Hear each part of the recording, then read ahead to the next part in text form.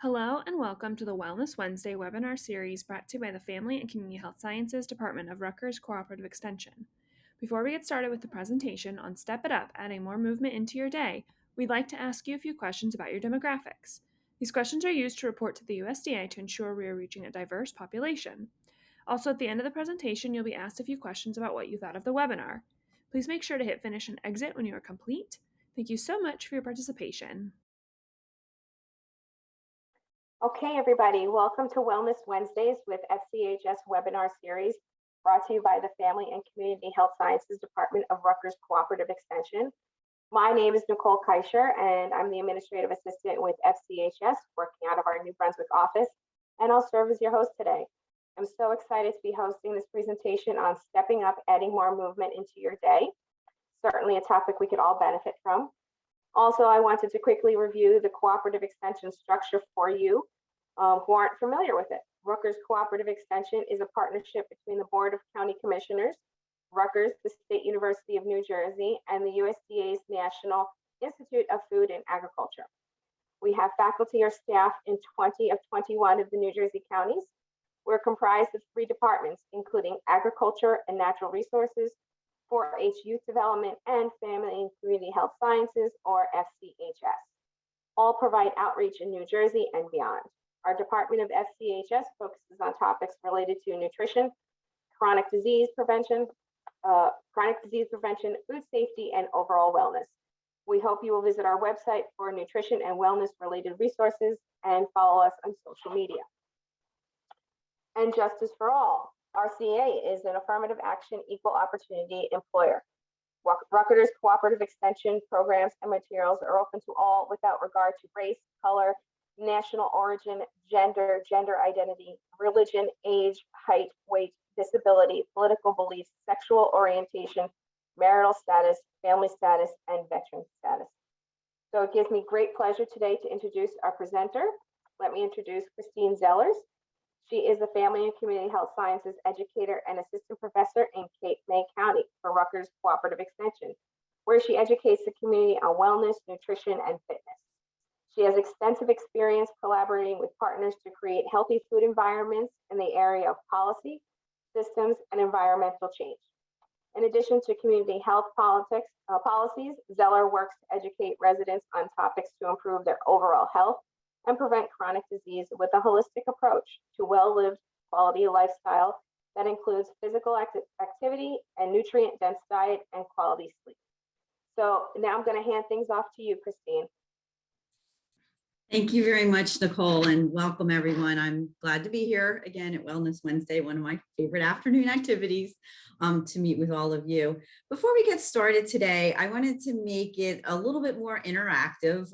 Been a couple years now of being virtual. I was just saying that to Nicole, and it gets a little lonely here, just talking to the screen. So I'm going to ask you, if you're interested in doing this, to put into the chat not how you are active, but why you are active. So if you are currently physically active or you exercise regularly, just pop in the chat why you do that. Why, what's your reason for doing that?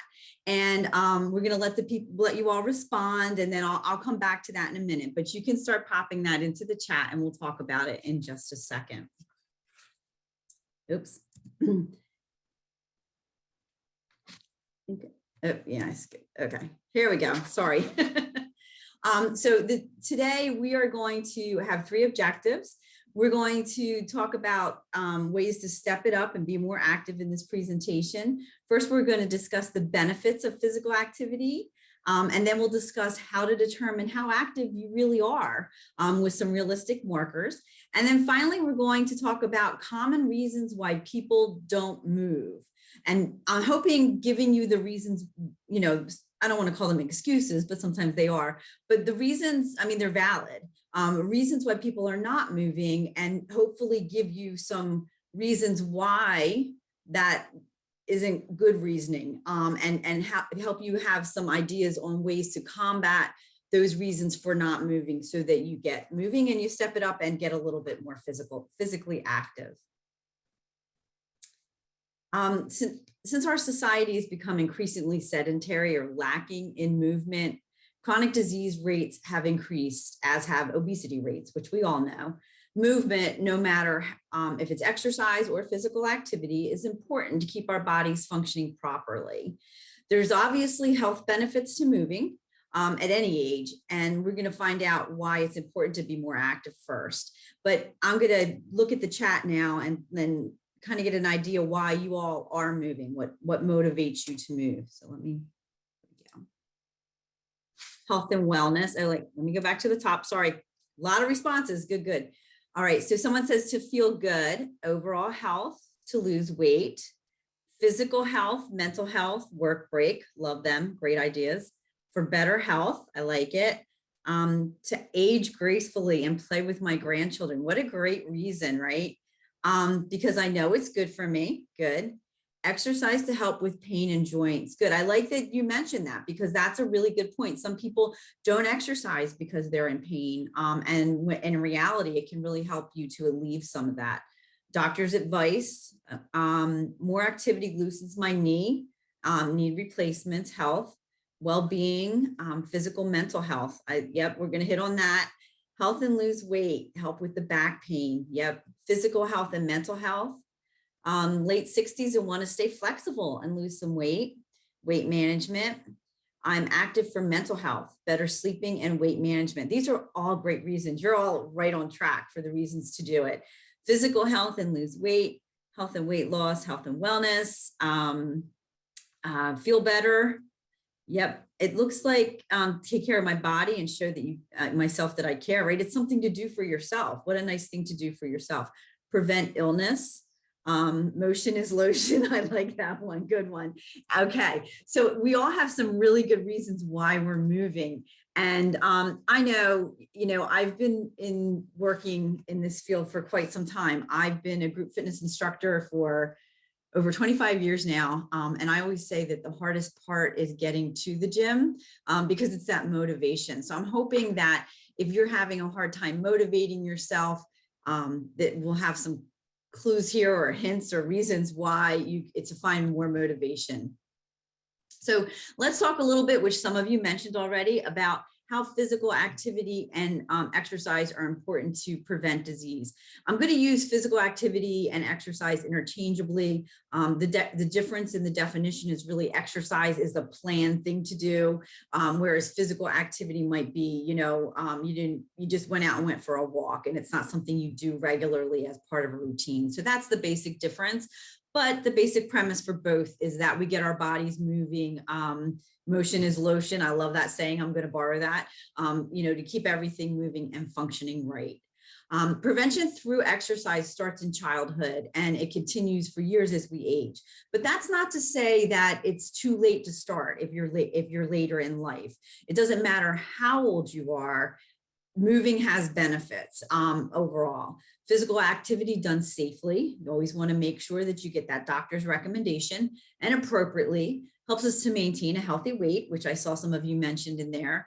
That can reduce the incidence of chronic diseases like cancers and heart disease, diabetes, and stroke.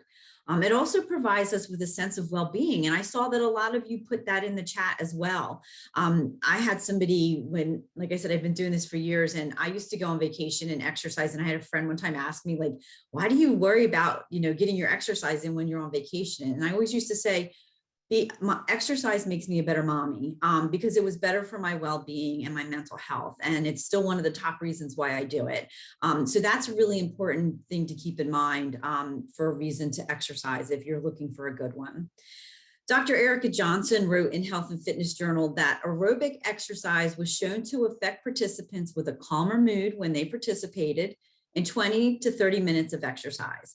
And in addition to creating a sense of well-being, moving can help to reduce the incidence of some brain-related diseases like Alzheimer's, and it also prevents other degenerative brain diseases. So, it helps our mind keep functioning well too. So that might not be something that you necessarily think of, but I saw somebody said age gracefully, right? You want to age gracefully, and you also want to have good cognitive health as you age, and physical activity and exercise can certainly help with that.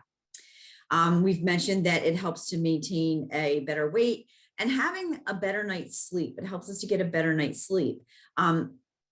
it releases stress, and the release of stress can help our minds be at ease to help us sleep better.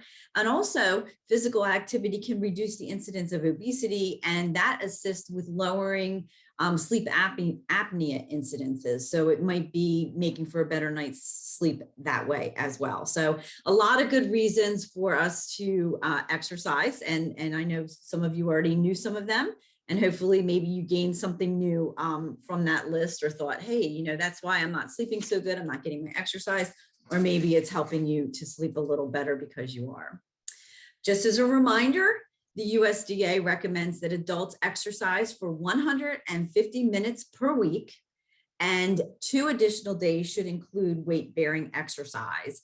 Weight-bearing exercise would be something done with free weights or in the gym, one of the machines. It could even mean weight-bearing exercise could be using your own body for resistance. For example, using push-ups or something like that as a weight-bearing exercise. So you want to get 2 days of that in a week, in addition to your 150 minutes.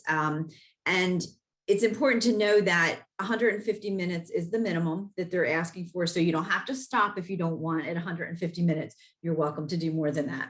Children also should be physically active for 60 minutes per day. And it's important to consider when you're doing your physical activity that you should be doing it in at least 10-minute intervals.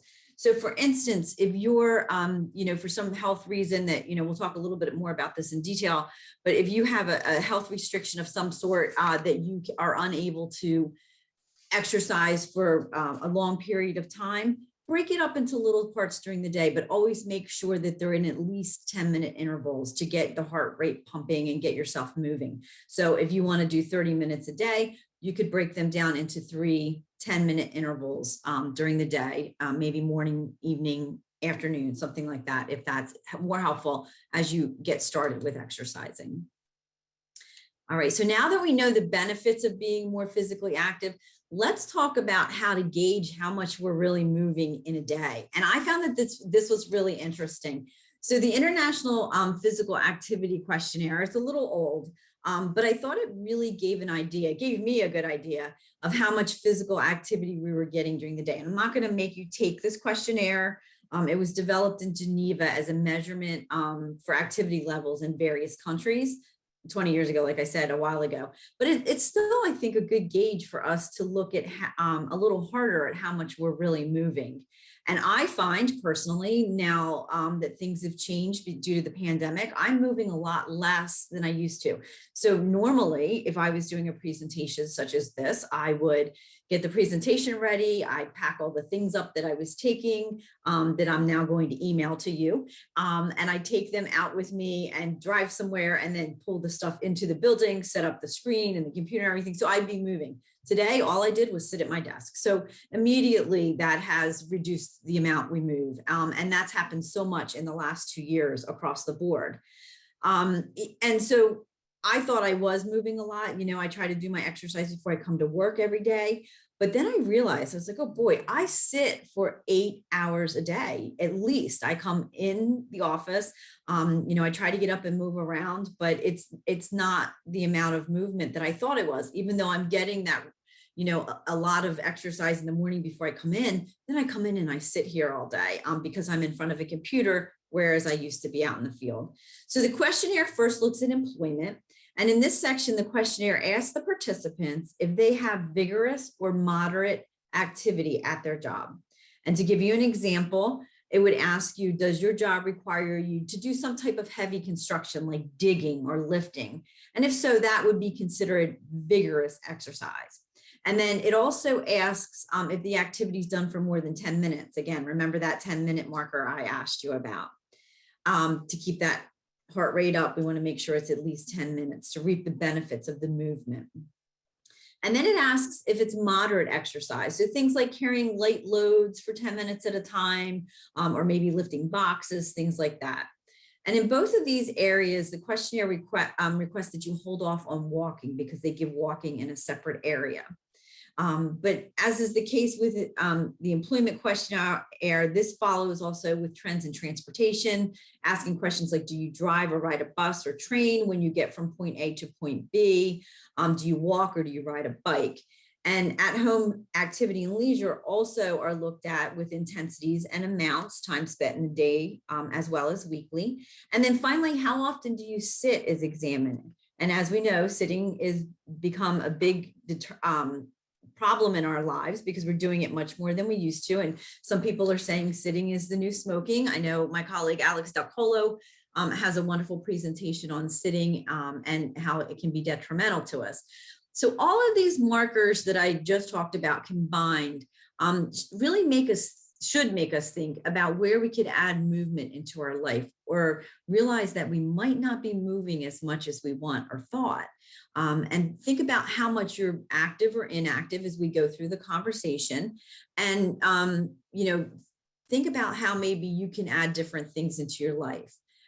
So right now, I'd like you to write in the chat as we move forward, because we're going to move into the next segment of the presentation. I want you to write down your best excuse for not exercising or being physically active. What is your best excuse? Like, your brother's friend's cat was in a motorcycle accident, something like that. Whatever it is, because I know I can come up with some pretty good ones for not exercising. And like I said, I've been teaching group fitness for a long time, but getting there is always the hardest. So I just want to see how you guys align with what the different pointers that I'm going to talk about for reasons that people gave they don't move, and see how we line up with that. But as I talk about these reasons for not moving, think about, again, how much you are moving.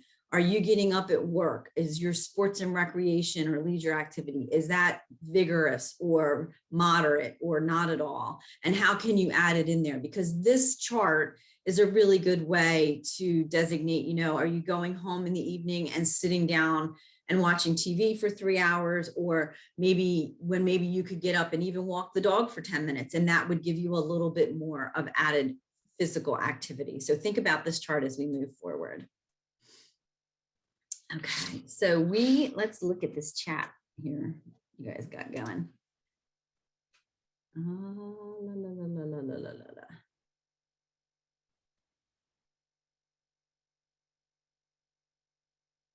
Going back to okay, I got some motion is lotion, my new favorite saying. No time, okay. You need knee surgery. So, knee surgery is, something that could be prohibitive in what you can do, of course. You're sick, I'm lazy. I don't think you're lazy. I think maybe you just need a little more motivation, and hopefully we'll help you with that today. You're tired, right? It's so true. Like I know for me, I got to do it in the morning, because if I get home at night, I'm pooped and I cannot do it. So I get that one. You're sick with COVID. I'm sorry about that. I hope you feel better soon. Tired from work. Yep. The homebound senior. Okay. So yeah, we got to work on that. What you can do in the house, maybe if you're homebound. Don't want to mess up my hair or get sweaty. I hear you. I used to be a swimmer when I was younger, and I stopped swimming because I didn't want to go to high school with my hair messed up. I got you. I feel you. You work 2 jobs. Yeah, that's hard. I mean, people are really busy, and when you're working 2 jobs, it's hard to get that in. Back pain, you got nothing. Okay, tired. The chocolate peanut butter egg yelled to me for a visit. They'll get you every time. There's chocolate peanut butter eggs. Time restrictions, too cold to take a walk. Yep. And I've heard the opposite too. It's too warm out. You're having breathing problems. It's too warm out. So you have some physical limitations or restrictions. Too bad. Tired a lot. I'd like to walk, but terrible winter weather. Yeah. I'd have to drive somewhere to walk. Cold outside. Don't want to get sick. Too much to do. And then you don't do it. I gotcha. Can't afford a gym membership. Yep. You hit that one on the nail. That's one of the ones we're going to talk to. Hips and back are hurting. Don't have enough time, eat well, so I don't need to work out. Okay, well, we could dispel that myth.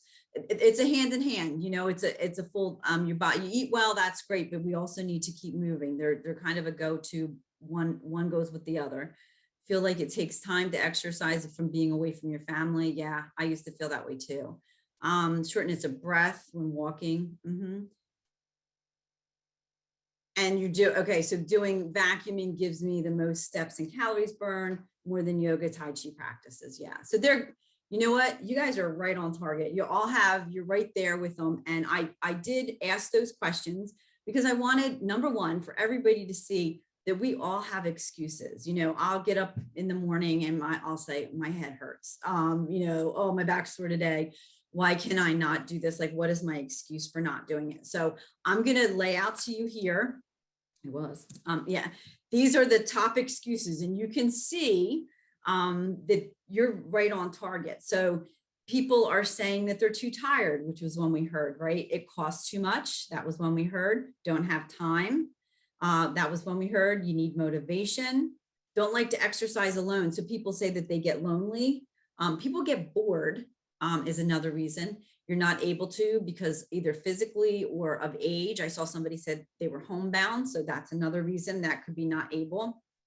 You're embarrassed and you don't want to, you get out there and put yourself out there. So to encourage us all to step it up and try to tackle these reasons, I'm going to go through each of them with you and give you examples why you should dispel those reasons, why not to exercise with these reasons we put out there, and hopefully get out there and do it anyway.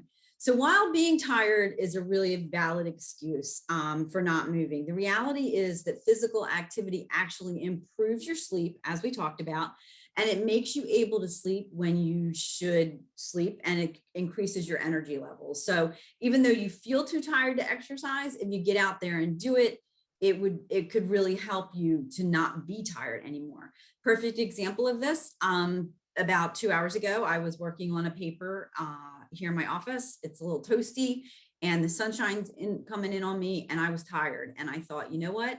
I have to do a presentation in a couple hours and I'm going to go walk around. So I walked around the 4-H grounds a lap and came in, and I was refreshed and it woke me up. So I was tired, but it gave me energy. So getting out there and doing it really, really can help you to combat that tiredness. One specific study done at University of Georgia found that no matter the participants' group differences, there was an increase in energy in those who exercised. Those groups even included folks with chronic diseases like cancer, diabetes, and heart disease. And the author of the study says, we live in a society where people are always looking for the next sport drink, energy bar, or cup of coffee that will give them the extra edge to get through the day.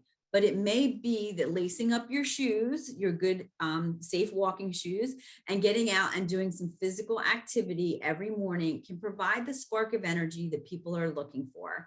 So if you find that you're feeling too tired to be physically active, try adding a little bit of movement into your day for a pick-me-up of energy. Start slow and get out there and just notice if it's giving you a little more energy or if it's helping you to sleep more at night.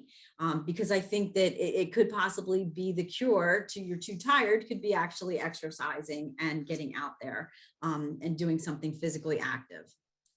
So that was too tired. And then again, another valid excuse is the expense. It can be really expensive.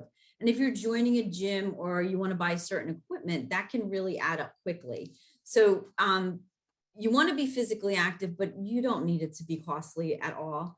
If you really want a gym membership, then the best suggestion is to go out and do your homework and find out what you can get at one facility versus another so that it's not cost prohibitive to you. When you do compare gyms, you want to know what you're being charged for and what you're getting. Some gyms include certain parts of the facility for one price, and then they might charge you extra for classes. So you want to make sure what you're getting is what you think you're getting and what you want to get. Know that times that of exercise, like when is the gym open? That's another important thing. It's a really big waste of money to pay for a gym that closes at 8 o'clock if you don't get done work until 7 o'clock, and you're not going to be able to get there because then you're just kind of throwing that money away. So check out the hours, check out what they're giving you, and compare prices to see just how effective it is. Also, some employers now have gyms on site that you could use, or some places that you live have gyms on site that you could use, or group fitness classes. And there's also a lot of places that offer free group fitness classes or group fitness classes at lower cost. If you search within the area you live, you might be able to find them at schools or churches, things like that. So you can keep an eye out for them and check in your area. Some employers also offer a partial payment for gym memberships. So check with them and see if they do that, if they don't have one on site, if they'll pay partial of what your gym membership is. Also check your insurance provider as well, because some offers either incentives or they pay some membership fees for you when you join a gym. And that'll help to cut back on the cost as well. I know my insurance company, if you get 10,000 steps in so many days, they give you like $20 a month. So that's something you can walk for free, and then you're getting paid. You're actually getting paid to do it. So, that could be another thing that helps to deter the cost for you. You can also set up a workup space at home. You don't need a lot of area to do that. And there's a lot of free videos that you can find on TV sometimes that you can do. And they're, with COVID, a lot of the gyms were putting free videos up of things on the web so that you could check them out. Just make sure they're a reliable, safe source so that you're not being injured or doing anything to injure yourself. And also there's things like resistance bands. Sometimes you can find a resistance band for less than $20. And you can really work a lot of parts of your body. One resistance band could work out several different areas of your body, and you can do that at home for $20. Also, walking, like I said, just find a good pair of shoes that are safe, a safe place to walk, and you can get out there and walk. And walking really does offer a good, it gets the cardio stimulation, it gets the blood pumping. I know it's been a little bit colder out there. If you can bundle up and stand the cold out there, it's a good way to get fresh air. When we're in nature, it makes our bodies feel better. So really try to find ways to not make cost a deterrent for you, or find an alternative with some of the suggestions that I made there. And, if you want to talk about cost, living a sedentary lifestyle means a lifestyle with very little movement and more sitting or laying down throughout the day. And to give you an idea of what sedentary lifestyles we lead in as Americans cost us, the cost associated with physical inactivity accounts for 11% of total healthcare expenditures and an estimated $117 billion annually in our country. So talk about, that's according to America's Health Rankings, and that's produced by the United Health Foundation. But talk about a big number. When you look at that number, obviously it's not going to cost you individually $17 billion a year not to move, but it is a big number. And in addition, what it might cost you personally, not being physically active, it might cost you a little bit of money now to put out for the gym, but it could save you down the line not having to put out copays or doctor bills for things, later in life that you're trying to prevent. I know somebody put in there, they wanted to be able to be physically active with their grandchildren. And, it's putting that money out or buying that $20 band is a small price to pay when it comes to the cost it could cost you down the road for different costs you might incur having not been physically active. And there's also a lot of, there's things out there too that help us be physically active. If you take a soup can, 2 soup cans are about, you could do like bicep curls with those. So there's things around the house and the information out there too that you can find about doing those type things. Time. I say constantly, I could use another 3 or 4 hours in my day at least, but then I'd probably want 3 or 4 more. So it's really hard to dispute having enough time. We're all short on time in the world we live in. But have you ever really sat back and considered how much time you spend on your phone scrolling and maybe looking at funny cat videos or something like that? There's a huge amount of time spent online scrolling on your phone.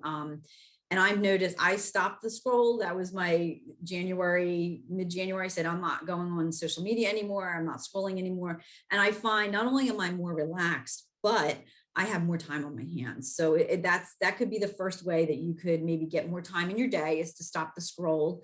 And if you look online, it says that the average person usually goes between 2 and 7 hours a day on their phone. That's a lot of time. But because we're Rutgers Cooperative Extension and we only use research-based information, and that was not research-based information, I referenced an article published in the International Journal of Environment and Public Health. And that study undertook to examine in 2016 how often college students who were specifically studying exercise science were on their phone. And they averaged about 2.75 hours a day. I think that's pretty low for college students, but having some in my household. But, the study was done by Nikita Pengley and company, and was developed to see if there was a relationship between the lack of movement and smartphone use. And I really bring this up because decreasing that cell phone use could really find that extra time in your day. So try to find time in your day to add it in. And again, it only has to be 10 minutes at a time. So for instance, if you're driving a loved one to the doctor, like maybe a neighbor or a parent, and they're in visiting the doctor and you were their ride, maybe you could walk around the parking lot for 10 minutes and get some exercise that way. Also, I know from having been a sports mom, there was a lot of time spent waiting at practices or waiting for games to start while there was warm-ups, things like that. Find a buddy, a fellow parent that's sitting there, or go by yourself. Maybe walk around the field while you're waiting for those warm-up times and have a time to do that. So just try to squeeze it in where you can, because there is a limited amount of time. And that helps, you move it around on the sidelines rather than just sitting there, then you're getting a little physical activity added in. The other way to do it is to really schedule it into your day and take time out of your day. You wouldn't miss brushing your teeth. So make it part of your daily routine. Make exercise something that has to be done in your day, even if it's a half an hour a day, or like I said, the 10 for 30 minutes, whatever it is. But schedule it into your day. So it's an important part of your day, just as meeting with your supervisor might be an important part of your day. Your exercise is an important part of your day. And I'm going to speak to it from terms of, I know that I am so much more productive. And there's been studies out there that show we're more productive if we have physical activity and good sleep and good nutrition. So in the effort of being more productive, think about it in those terms, and hopefully make movement a priority, just like eating, bathing, brushing your teeth. So it's part of your healthy lifestyle, and it's treated as such. So, trying to carve out those little bits of time that way, hopefully will get you around that reason for not moving. Staying motivated, that can be really hard. We start out, I did a talk in the beginning of the year on Wellness Wednesday about setting New Year's resolutions for better health. And it's really easy to start out and be like, yeah, I'm going to move more this year, or I'm going to get out there. And it's hard to stay with that. Life happens. We run out of time. We got things going on. So it happens. But the timing of when you exercise could be a big motivator for you. So if you're not a morning person, don't plan to get up an hour early to exercise, because you're probably not going to be able to sustain that. You want to do something that's going to make it happen. So think about when is the best time for you to exercise to help you stay motivated. If you need something to make you want to be active and you can't think of anything, think back to those benefits that you put in the chat in the beginning. It helps, it does. Even if you're having back pain, if you can do something that, when I had a back problem, I would walk, because it was okay with the doctor.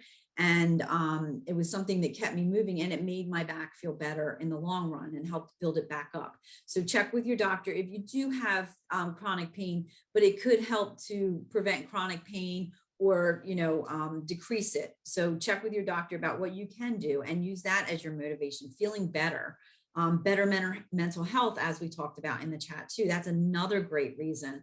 Feeling less stress. It's a stress reliever. Sleeping better. They're all great reasons. So try to look at them as the motivator.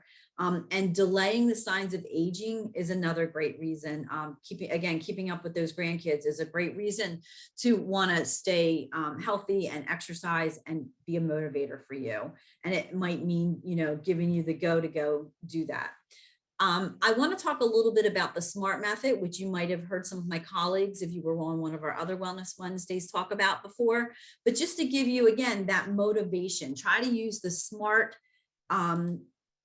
listed here, the SMART way of moving as an idea to get that motivation in there to help you look at moving more.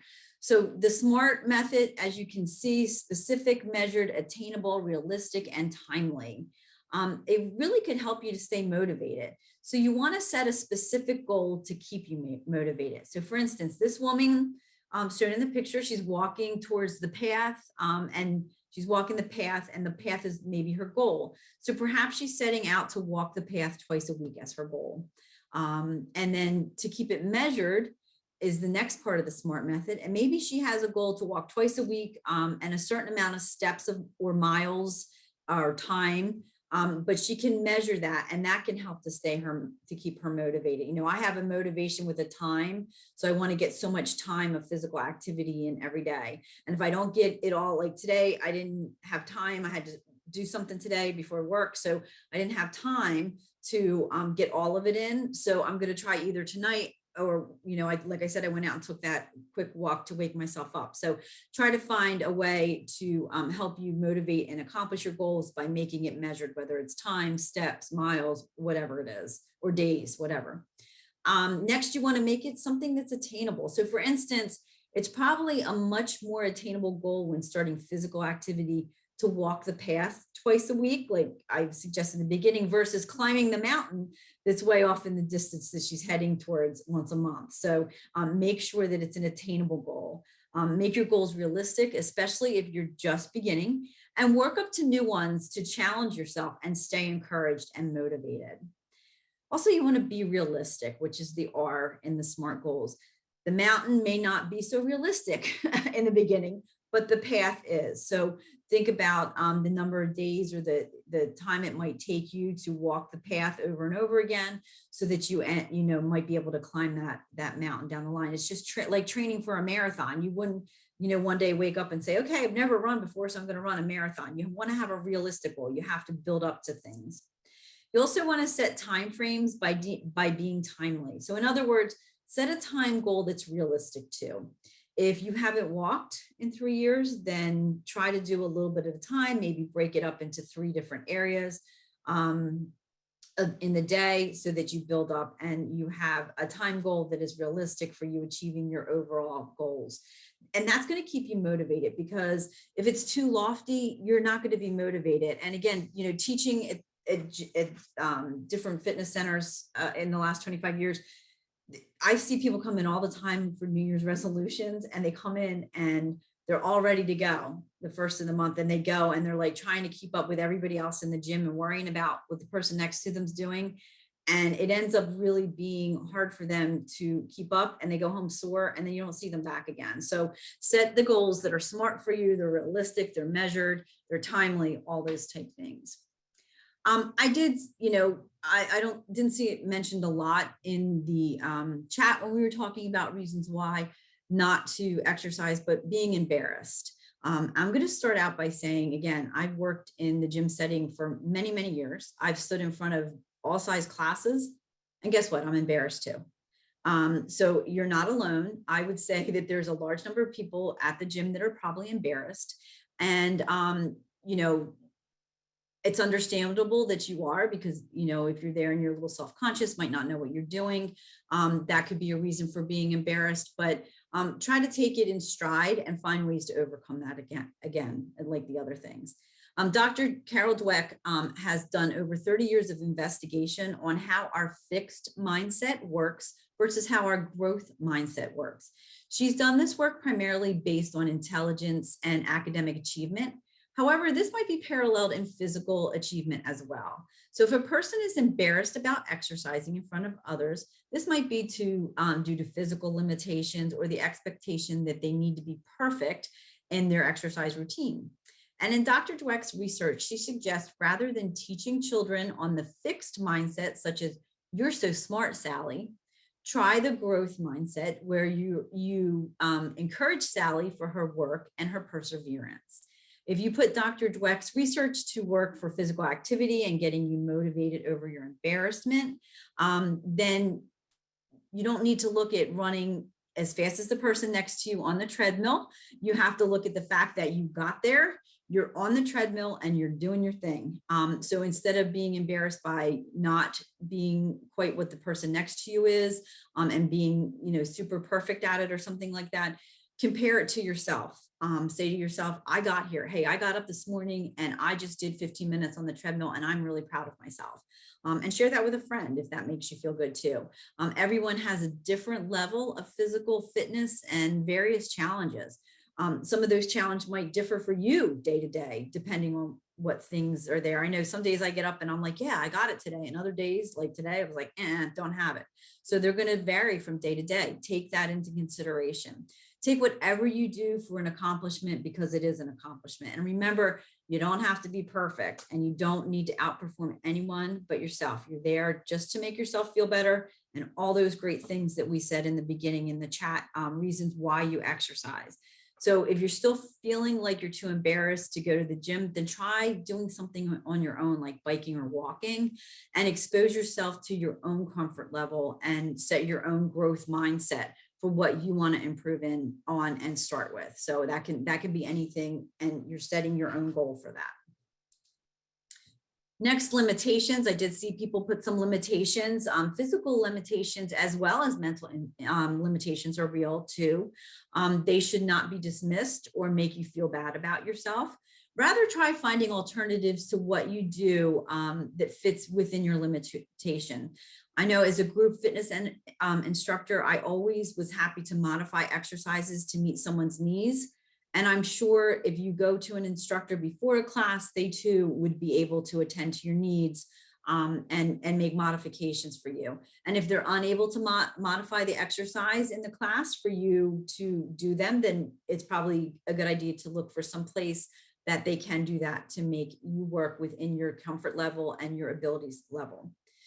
Some classes offer yoga and aerobics while sitting. So if you're just starting out on an exercise or standing is not an option for you, try a workout routine that fits within a lower impact or a sitting class so that you're able to participate in exercise in some form.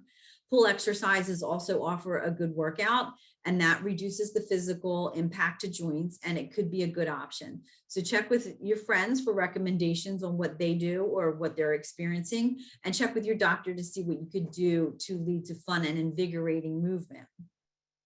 Also, you don't want to worry about completing a workout necessarily. Think about it, what you've accomplished already, just like with embarrassment, and do what you can. Start small. And remember to think about a growth mindset of improving yourself versus not doing anything at all. So it's better to do 10 minutes 3 times a day than it is to not move at all for our overall well-being and to improve what we're doing and hopefully find ways around those limitations so that you're getting the best physical activity that you can and you're feeling good. Everybody deserves to feel good. All right, so what about boredom? An article published in U.S. National Library of Medicine's National Health Institute describes boredom as having both negative and positive effects on workers. And similarly, that might apply to the notion of boredom with physical activity. If a person's bored, they might lack motivation or perform poorly when exercising, and this could cause a person to stop moving and just kind of give up and stop trying or prevent them from trying. And this is really where you need to do something that you enjoy. So it's like when you were a kid, if you played something, you're playing, if your favorite game was tag, and then you would run around and be involved in that, it's probably because you liked it. If you didn't like to play tag, if you like to play jump rope on the playground, you probably went over with those kids and played jump rope. But that goes back to that whole thing. What do you enjoy and what is going to keep you interested and satisfied? I mentioned earlier being in nature, and that has many benefits on the mind and our body. And if you're bored with that, then try to change the scenery. There's a picture here. The educator down in Cape May County, it's on the Cape May County beach. Getting out there and being in nature is a really positive thing to do. And it could make the difference between being interested and being bored. If you're a walker, maybe change up that walking routine. If you're somebody that goes to the gym all the time, maybe going outside a few days a week to change it up. And in recent years, walking and biking trails have really been added all over the country. And often the counties or the local municipalities have websites that give you links to where to find these places and gives you ideas how to move outside and how to access those. And they have different different access for different ability levels. So a lot of these, so it's good to check them out in your area. If you're busy doing during the week and you lack time to move adequately, then try to find places to move on the weekend that might freshen up your routine, make it more interesting, and put some fun movement into things. Maybe, try kayaking if you don't do that, or paddle boarding, something that makes it fun and different. Think about how you can add movement into your daily routine too, because that might make life a little less boring as you increase your movement and how you can change that up. So for instance, you can take a walk on your lunch break as an example, or you maybe could ride after work. You could ride your bike to a close market rather than driving. If you just have to pick up a few things and it's not a big order that you can handle on your bike. You could play tag with the grandkids. Somebody said being active with the grandkids. And that was always one of my favorite things to do with my boys was to play tag at the park and hide and chase them around. So that's physical activity and it's fun and they're having fun and you're having fun. There's also apps that can help you combat that boredom to get you moving. Somebody told me about an app that allows you to be chased by zombies. So if you're really into zombies and you want them to chase you, you get the app and they give you have your music on and they tell you when the zombie's getting closer. So it kind of increases your activity level so you can get away from those zombies. So there's a lot of fun things out there. I don't think being chased personally by zombies would be good for me, but other people love that kind of stuff. So have at it. That's a good way to find a difference for, the boredom that we might be encountering. Just overcoming boredom in daily life makes you think creatively, but exercise boredom can be overcome if you really try to get creative with it. Additionally, moving now could allow you to be more physically active as we get older and keep you moving for a longer period of time and keep that boredom at bay. Being lonely. So if you're a social exerciser, then a gym class is a great way to not feel lonely. But if that's not your preferred workout, then look for a pal when you're at the gym. A lot of times you're at the gym at the same time of day. So you might see somebody regularly and say hello.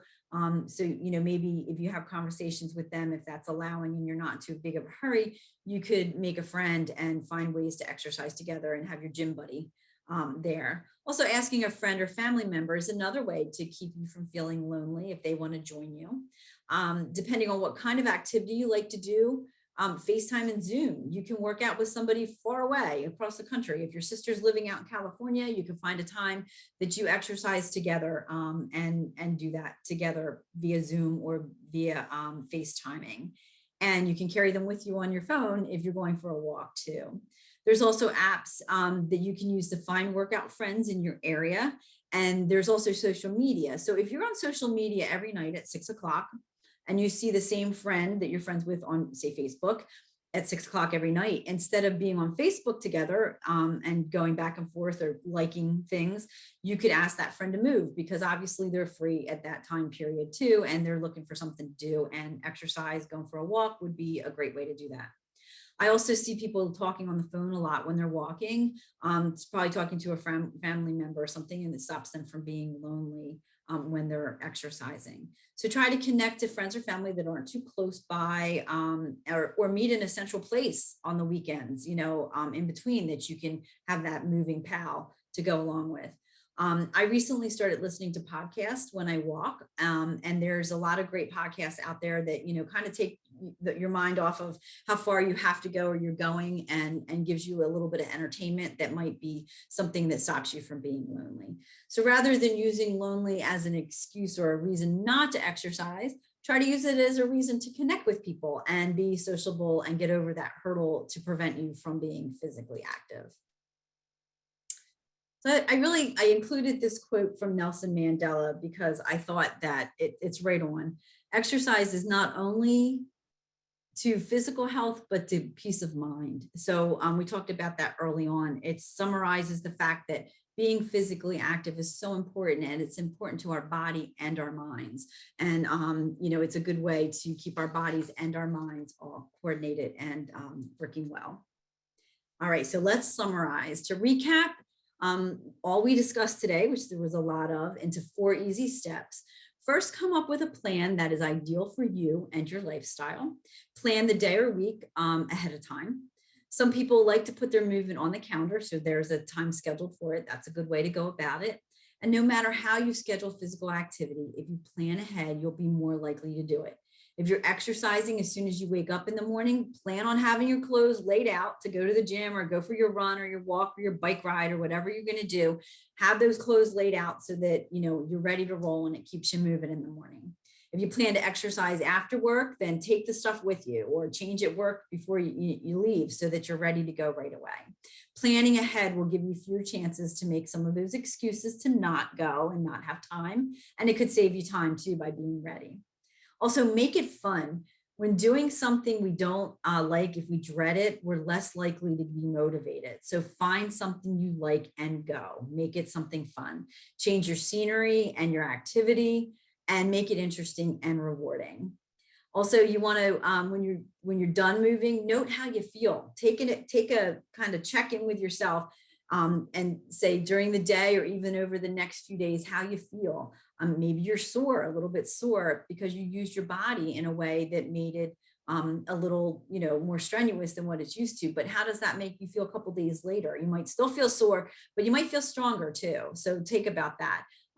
It's about the good feeling and what you get out of it, and see how you're sleeping. Are you more motivated because you did it once? And do you need to change things around? So check in with all those ways you feel, but make sure not to use your feelings as an excuse, but rather as something to motivate you to keep going and get you out there moving. As you exercise, compare how much you're sitting versus how much you're moving. Remember, we said sitting or being sedentary can promote chronic disease. So try to turn some of those sitting times during the day into movement. Put your phone down and dance or take a walk while you call your parents or your kids or your friends or something like that. Do something to get you moving in that way when you would normally be doing a sitting activity. Make it into a movement activity. And if you're at work and you usually would have a sit down meeting with colleagues, ask about getting them outside and taking a walking meeting, which we've done here before, and they're really fun. And at my former job, they're really fun. You get out and you take the meeting on a walk, and everybody gets a little bit of fresh air. You still accomplish your meeting goals, and you're able to do that and add in the exercise that way. But the bottom line really is to move more so that you keep feeling great, or you are feeling great, or you start feeling great. Here's my information about where to contact me. You can see that my email is at the top. You will be receiving some follow-up information from me on the topic with more things that you can use to help you stay motivated and move. And also there's my website information as well as the Facebook for Cape May County. And these are my resources. Thank you so much for sharing your presentation with us today. It was so wonderful. I think we all learned such a great deal on the topic.